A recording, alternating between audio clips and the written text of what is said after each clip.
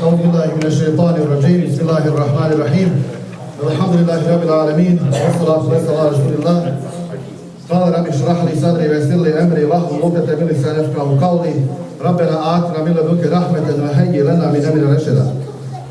Kao i uvijek, neizmjerna hvala i zahvala pripadaju našem stvoritelju, uzvišenom Allahu Đalešanuhu. Allahu hvala na blagodati života koji nam je dao, na blagodati zdravlja koji nam je podario.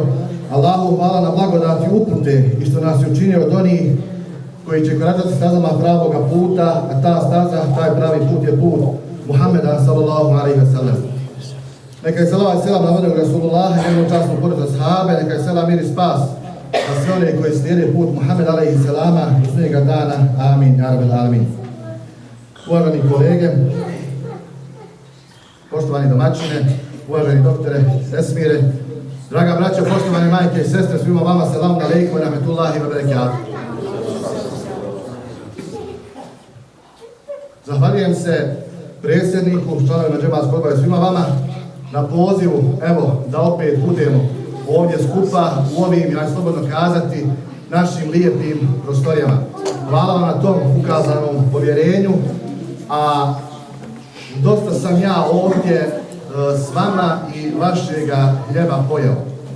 Tako da u tom periodu dok sam ja bio, u stvari sam vas i zamišljao sam vas tako kao svoje roditelje. A imao sam osjećaj i tada da ste vi mene prihvatili kao svoje dijete. I evo još jednom vam hvala na tome. I zaista mi je evo drago što sam večeras ponovio sa vama ovako da se družimo, da se vidimo. Ja neću ništa držati neko predavanje, nešto, ali ću samo uzeti par minuta, ako mi Frenda dozvoljava. Vratit ću se na onaj period dok sam bio ovdje imam. U to vrijeme svoga života, možda u vrijeme kad jedno od najbolje doba moga života, kad mi je zaista bilo lijepo. Bilo mi je žao, bude mi žao kada vidim da nema više, nije bilo toga kao što je bilo ono ovako kad sam se ja družio sa vama. Iskreno bude mi žao i ne bude mi svejedno, jer znam da ste vrijedni, znam da ste dobri. Danas ovdje nisam niti da koga branim, niti da koga kudim, ali su to zaista bila dobra vremena. I ja bih vas zamolio, onako bratski, jaranski, drugački, kako hoćete, shvatite, da se vratite tim vremenima. Pa oni koji su igrali bilijar, neka se vrati. Oni koji su bili ovdje, vi znate to, pa družili se u našim prostorijama, krompir, sir, kajmak, vratite to. Vratite to. To nam je svima potrebno, a pogotovo našim ljudima u dijaspori. Vratite to. Jer samo zajedništvom može da se ide naprijed. Želim da istaknem jedan dio iz tog mog boravka kako sam bio ovdje. A taj dio želim istaći zato iz razloga što me je to što je se desilo učinilo u nastavku moga života, pa evo i danas, da budem odgovornija osoba prije svega u svome poslu.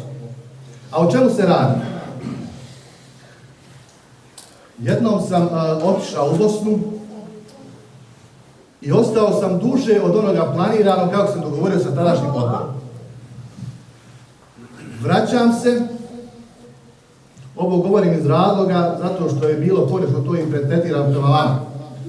Vraćam se, sastanak džematskog odbora, kaže džematski odbor, efendija, upozorenje pred otkaz. Ja se zahvaljujem džematskom odboru tadašnjem što je to uradio, jer me je kasnije, evo i danas dan, učinilo odgovornijom osobom. Normalno prvo onako, malo sam iznenadio, ali sam to potpisao, nije problem, ali tu noć, iskreno nisam spavao, ali sam razmišljao, jesam to potpisao, ali ću ja svojim trudom i radom i zalagat ću se da pobijem to upozorenje. I trudio sam se koliko i u kolikoj mjeri sam uspio, vi to najbolje znate. Ali opet kažem, hvala džemalskom odboru na tadašnjoj odluci jer me učinila odgovornijom osobom danas u ovome poslu. Ono što želim još da kažem jeste neka vam je mubarek ova godišnjica, neka vam je mubarek kupovina vakufskoga stana. Razmišljajući čime da vas počastim kao vaš stari efendi, odnosno džemat, šta bi to najbolje bilo? Pa sam odlučio dvije stvari. Jedna stvar je da, evo, ovdje u džami ima, vjerovatno ima, ali evo nek se nađu 3 talumu islama za potrebe džemata. Pa evo, efendi, budem ova 3 talumu islama, neka se nađu kao hedija. A ono još što sam obezbijedio za džemat, ali to nisam donio iz opravdanih razloga. Zbog sve situacije, da ne bi sad to govorio što se dešava i tako dalje u cijelome svijetu, uzeo sam za cijeli džemat Kur'an čitav, ali po džuzevima. Znači, svaki džuz posebno. Zašto sam to uzeo? I to vas zadužuje da to učite. Znači, 30 džuzeva. Sa tih 30 džuzeva, evo tu je i kolega Imam Efendi, da bih vi te džuzeve koristili, da bih vas 30 došlo ovdje ili koliko znam da vas ima koji znate učiti u Kur'anu, da se saberete ovdje i da učite zajedničku hatmu. Zajedničku hatmu. Evo, ja bih vam preporučio prvu tu hatmu koju budete učili, neka vam to bude hatma nijet za zaštitu i napredak ovoga džemata. A onda dalje se dogovaraju. Jednostavno ti džuzevi koji budu da vas ovdje okupljaju i da vas ovdje sastavljaju. Druga stvar jeste, ja sam sada u jednom džematu kod Živinica, neću o tome džematu govoriti, ali ću reći jednu onako zanimljivu situaciju, zna to i doktor Esmir, obzirom da je džamija izvučena malo iznad sela i da tu ljudi na vaktove koji imaju dolaze autobusom, organizovan, autobus koji mi plaćamo. Dio tog prijevoza jeste snijeli i vi kao džematlije. Vi ste svojim sredstvima platili dio tih putovanja, tih putnika, opet kažem, evo svjedok je doktor Esmir, da to funkcioniše, da to ide.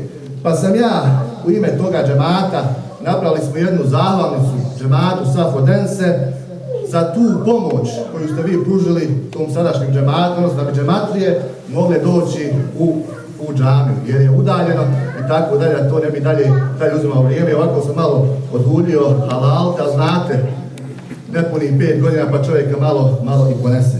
Pa evo, predsjedniku ova zahvalnica, neka to bude od džemata džebari i hvala na svemu što ste uradili. Allaha dželešanu molim na kraju da pomogne i olakša narodu Turske i Sirije, da onima koji su izgubili svoje živote, Allah im podari džennet, oni koji su ostali živi, da u skorije vrijeme, ako Bog da, bude im izgrađen novi njihovi domovi. Allaha dželešanu molimo i molite i vi da pomogne našoj Bosni i Hercegovini. Allaha molimo da bolesnima podari zdravlje, zalutalima da ih Allah dželešanu uputi na pravi put, a one koji su na pravom putu da Allah učvrsti njihove korake. Čuvajte ljubomorno ovaj svoj džemat, jer Allah kaže, i s time ću završiti, febi eji ala i rabbikuma tukezziban, pa koju blagodat gospodara svoga poričite. A ovo je vaš blagodat. Allah vam dao svaki hajr i halalte ako sam malo odužio. Zdravi živi bio.